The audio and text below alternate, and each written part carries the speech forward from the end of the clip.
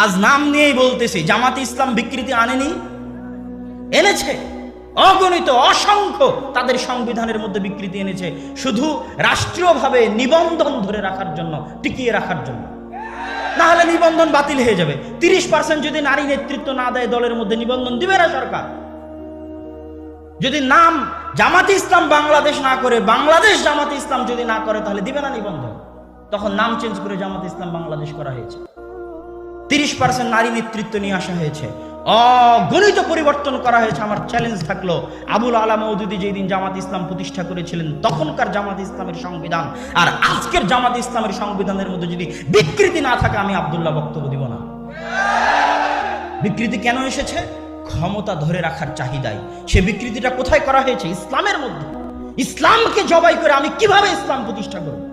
যদি ইসলাম কোনোদিন প্রতিষ্ঠা করতে হয়, 100তে 100 ইসলাম প্রতিষ্ঠা করতে হবে, নো কম্প্রোমাইজ।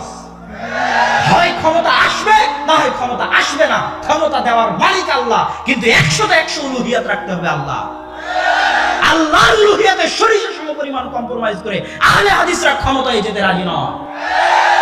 আহলে হাদিসরা ওরকম হাজারো ক্ষমতার মুখে লাথি মারতে রাজি আছে, শুধু আল্লাহর উলুহিয়াত বাস্তবায়ন করার জন্য।